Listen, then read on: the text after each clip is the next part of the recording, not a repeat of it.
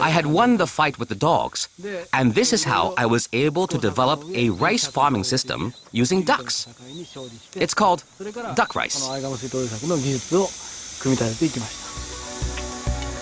Tako has managed to create a symbiosis between various species of plants and animals in his rice paddies.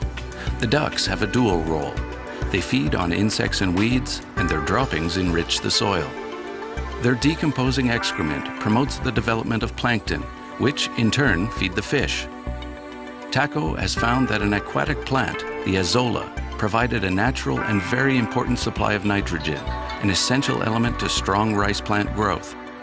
Thus, the rice paddies can provide their own maintenance and protection without any chemicals whatsoever. This method also solves a major problem that threatens the Asian rice paddies, the Argentinian snail. It was mistakenly thought that they could be marketed to supplement farmers' incomes. These are giant snail eggs. You can see them here and here and there.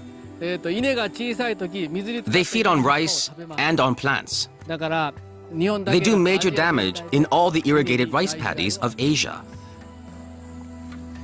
They originate from La Plata in Argentina.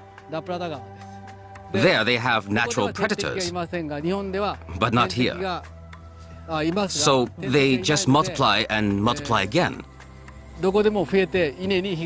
It's a calamity for the rice. They eat it. But ducks love to eat snails. They're edible. I too have eaten some, but they're not very good. On the other hand, when the ducks eat them, their meat becomes delicious. Son! Son! Go! Go get the ducks!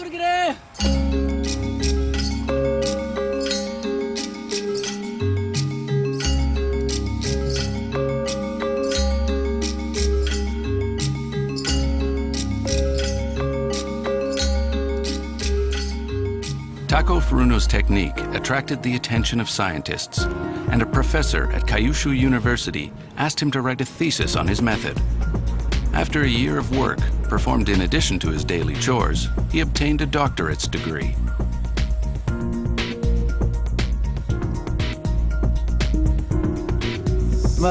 "30 years of biological farming. I never imagined it would get me a doctorate. I think it's my duty to pass on what I know. But thanks to the ducks, I think it happens spontaneously."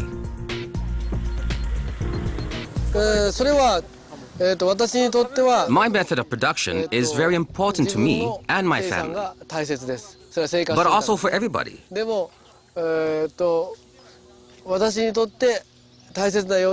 I would like to share my ideas and my technique with a large number of people in order to develop it.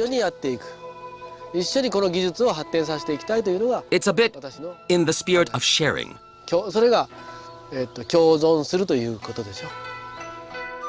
Tako regularly welcomes students from around the world. He shows them his rice paddies and accepts trainees to advise them on how to successfully implement the proper duck rice farming method. Papa Sarr is a Senegalese student. To supplement his agricultural studies, he comes to learn from the Japanese farmer's experience. Oui, la méthode de Takao, à ce que j'ai compris au niveau de mon séjour ici, je le vois faire une combinaison de ce qu'il trouve au niveau de la nature. Au lieu de partir faire des achats d'engrais chimiques, il utilise ce qui est présent. Donc c'est ce qu'on appelle l'utilisation des ressources disponibles.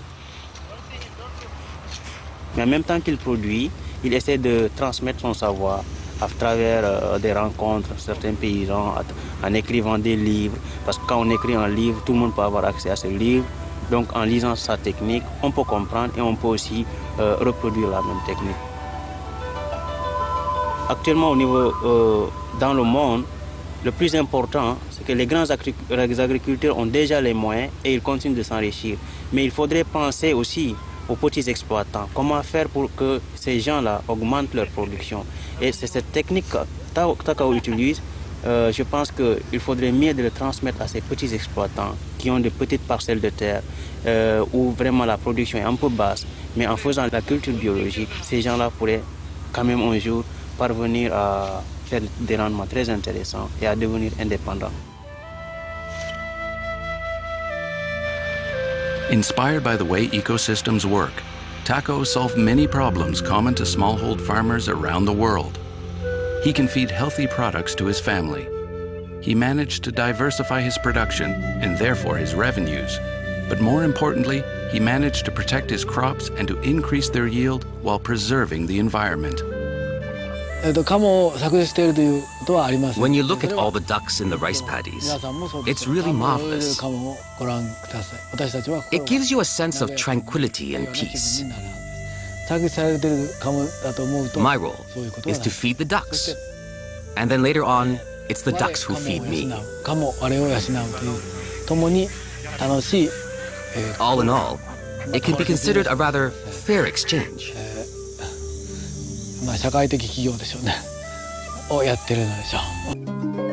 Taco took care of his ducks and rice paddies throughout the summer. And now, in late September, it's harvest time. He must first remove the last remaining duck families from the paddies. Although the majority of these ducks will be sent to market, some will be kept to breed the next generation, and a lucky few will be returned to the wild.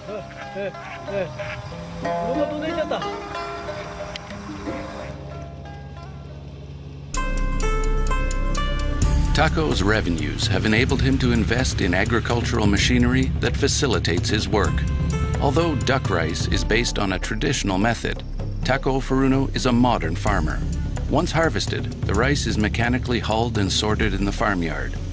Taco and his family are now financially independent.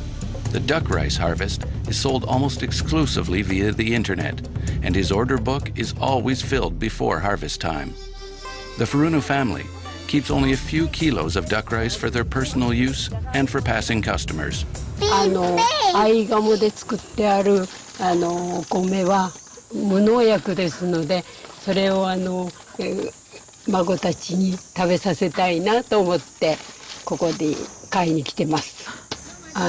ぜひ広めていただきたいと思います。はい。Japanese agriculture is now going green.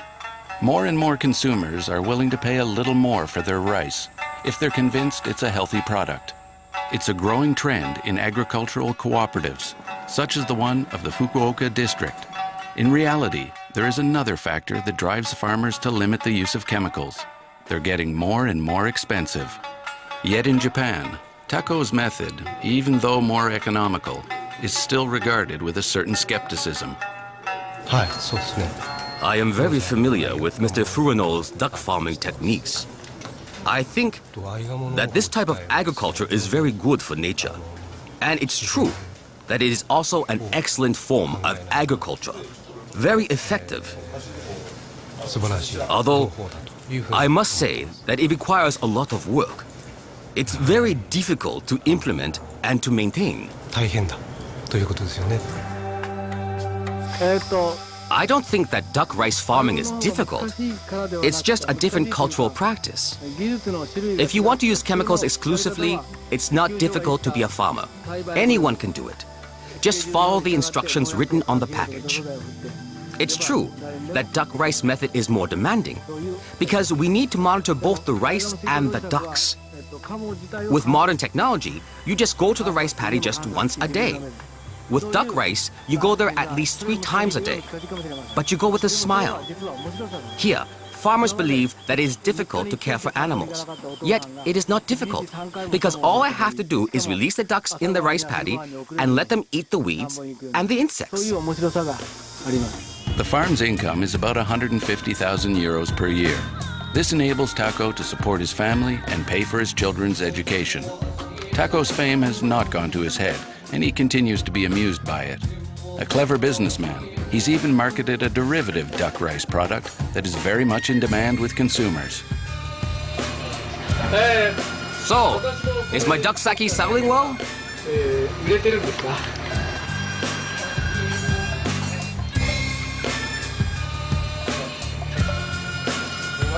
You see, It says here, one duck, 1,000 treasures.